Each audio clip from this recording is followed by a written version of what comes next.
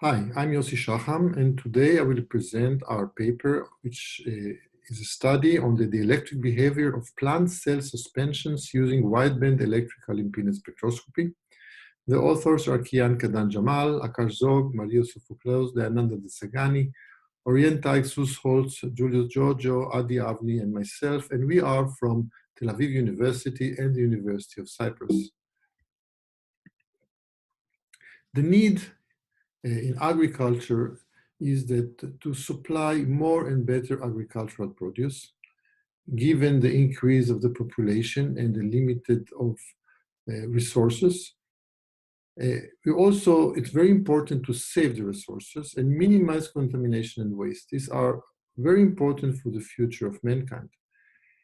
What is needed in order to have data about the agricultural produce, you need to have an online, non-destructive monitoring of plants and produce to identify the stress situation, the hydration, pathogen effects, lack of nutrients, etc. So we need to monitor, and the monitoring can be done at all levels. It can be done at the plant level, at the subcellular or cellular, and even up to the produce level. It can be at the soil, above and below ground. It can be in the ambient, like measurement of volatile organic compounds, and of course can be done after harvesting during all the levels of the post-harvesting, even after packaging and transportation. So for all this, you need sensors. And there are many types of sensors, and today I'm going to talk on one type, which is electrical impedance spectroscopy, which depends on the material properties. So the talk today is about cell lines, and it also has its importance. It can also be applied to fruits and plants, but specifically today I'm going to talk about cell lines, which has its importance in both research and also in some commercial applications. And when we talk about impedance spectroscopy, it depends on the electric properties of the cell line. It depends on the electrical charge distribution, but it also depends where the charge is. Is it on the bulk? Is it on the surface? Depends on the shape of the charge, of the component with the charge.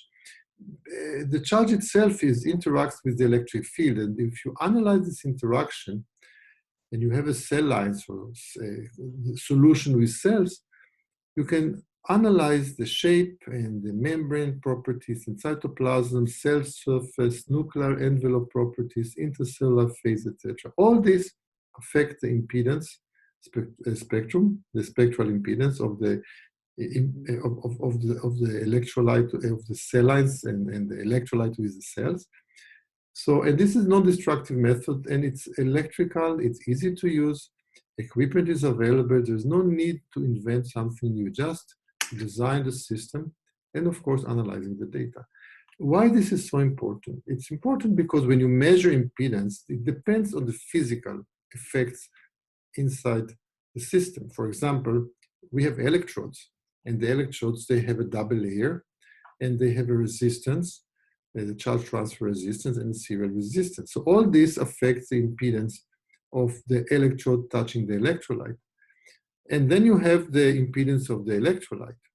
Because when you do biological samples, when you analyze biological samples, they contain water, or they are in an aqueous environment. And water has a strong interaction with the electric field at microwave frequency, and the cells affect the electrolyte, the electric properties. The cells also affect the electrolyte interface. So you can get very useful information measuring at low frequency, medium, and high frequency, and this is what I'm going to show today. A short reminder about the dielectric properties of the electric material. The most common model is the Debye model, and this is the dielectric constant versus frequency in a lean log scale here. At low frequency, there is a certain dielectric constant, then it's going down, reaching a second plateau.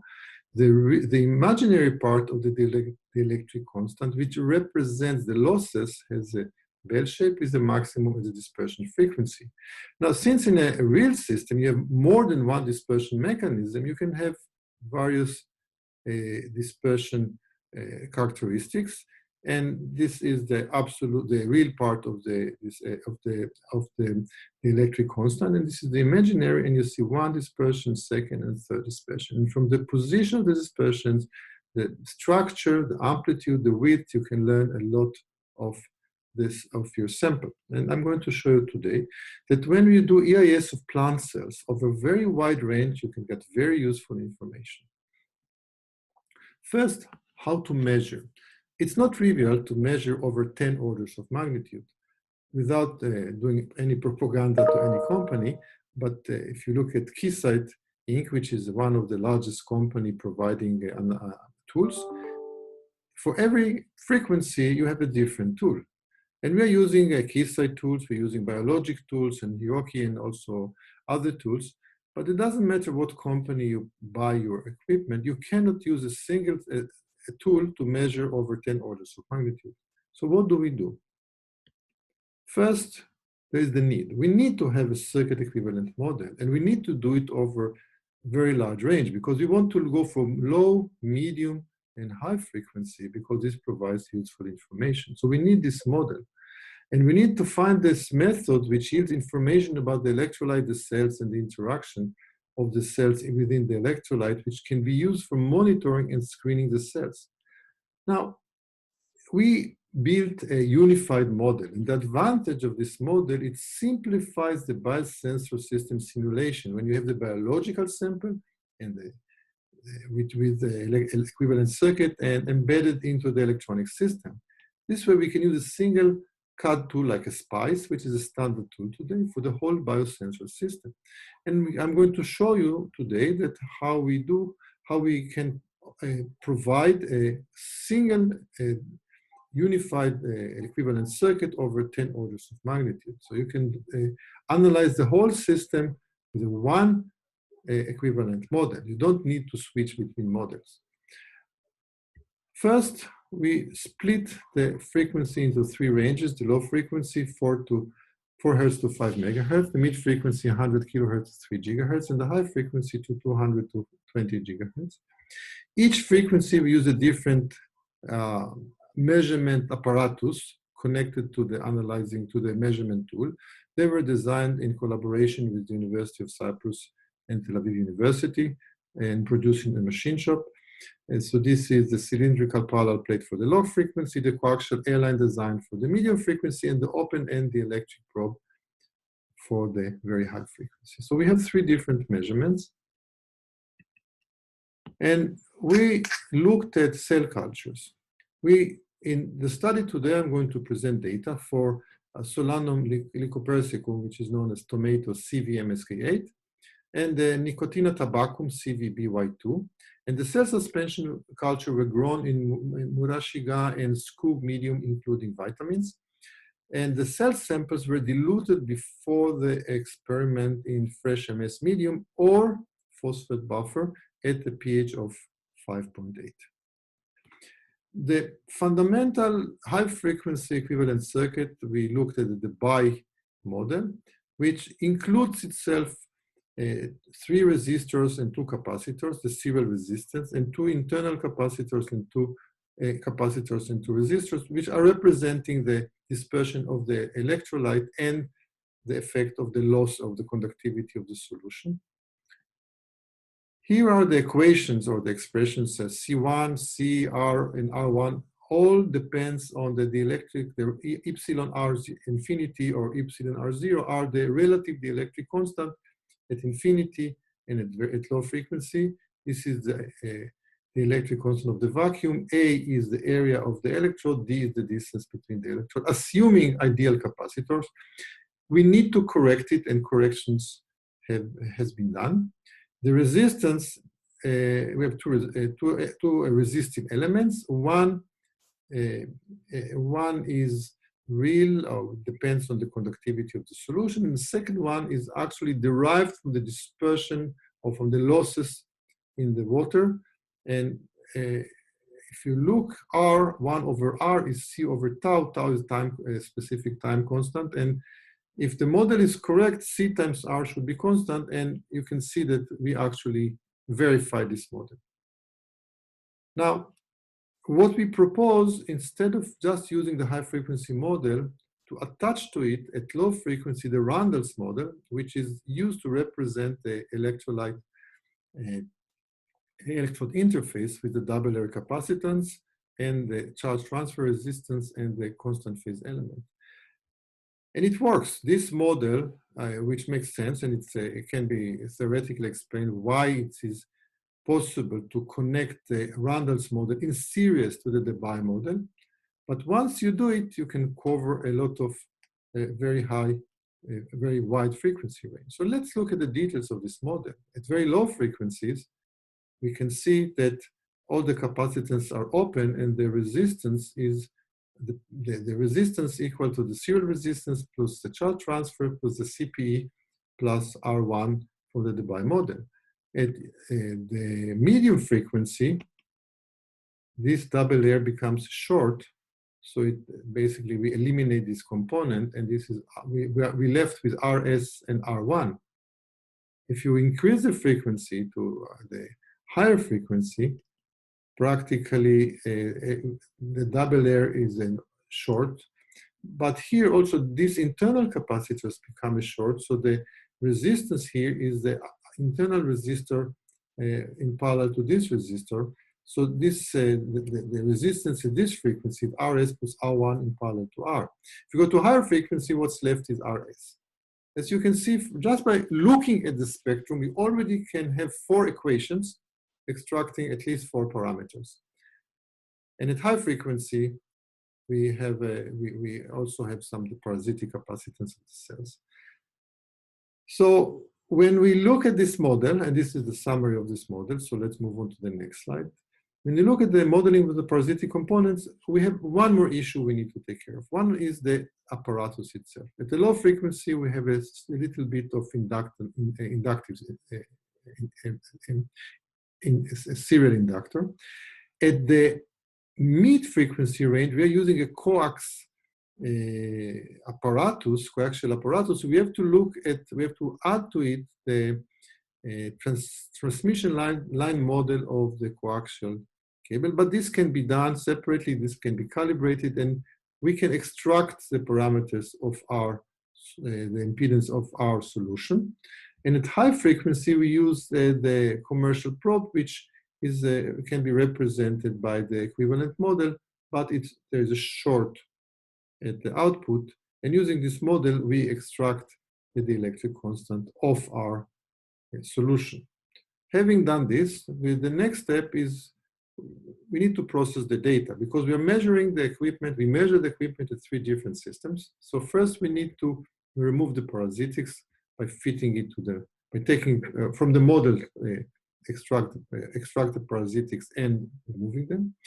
Second, you have to compensate for the geometrical differences. I didn't mention it, how we do it. However, it's a very straightforward operation, because we know the geometrical factors and we know how to calibrate it.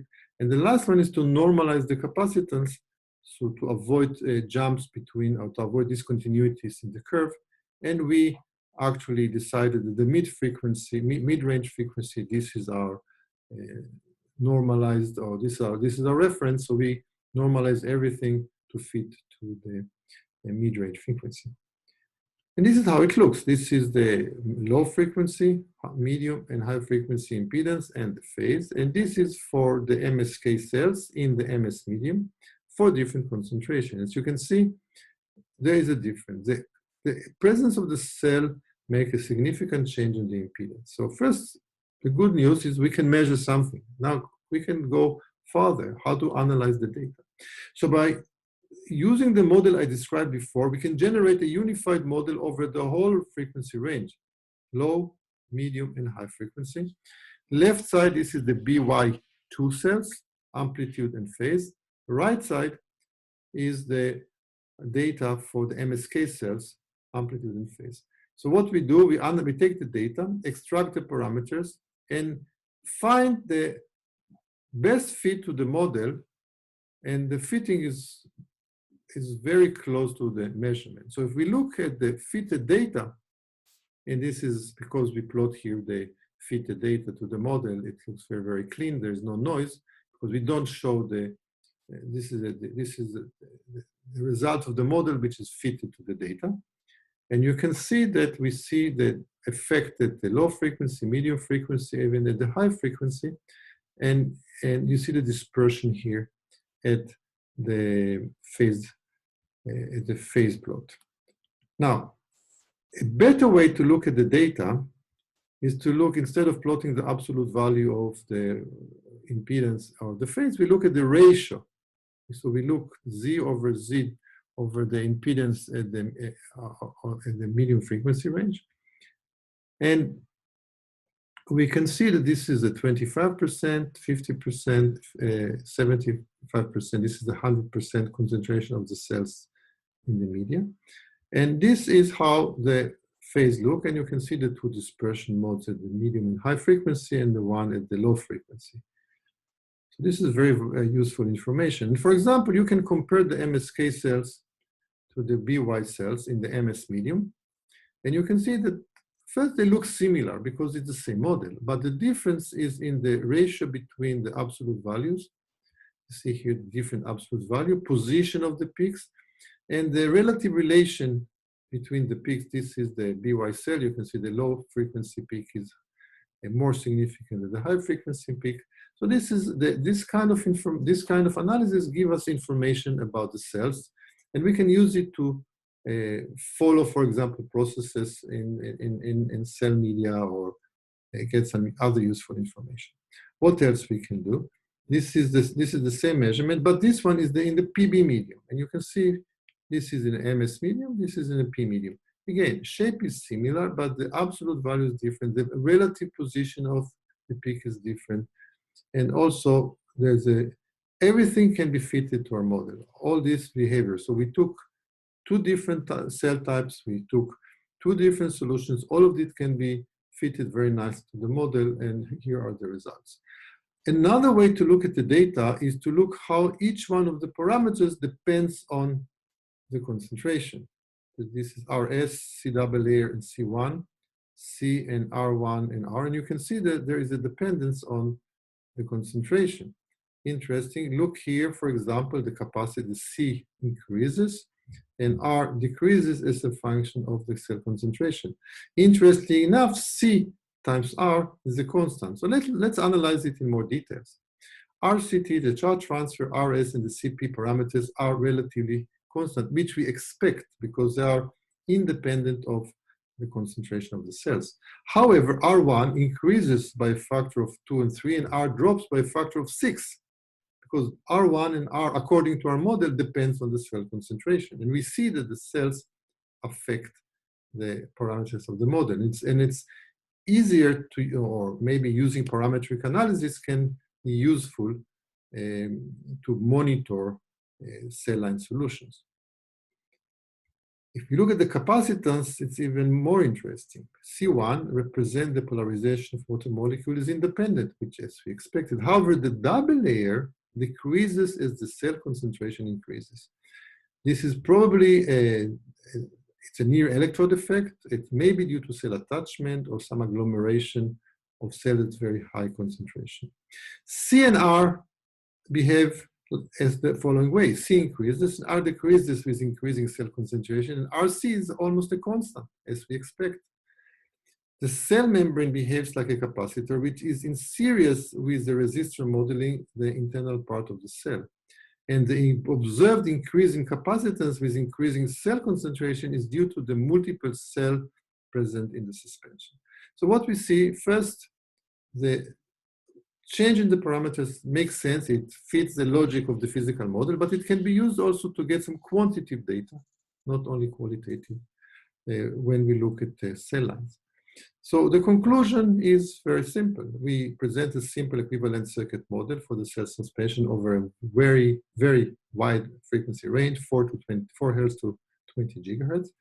We test it on 2 cell lines and on 2 solutions. And the data was analyzed and related to the physical phenomena. And we can conclude that EIS can be used to monitoring cell lines, for example, in drug development, as well as in plant cells in research and development. This research was funded by the Ministry of Science and Technology, Israel Science Foundation, and the Boris Means Institute for Strategic Policy Solutions.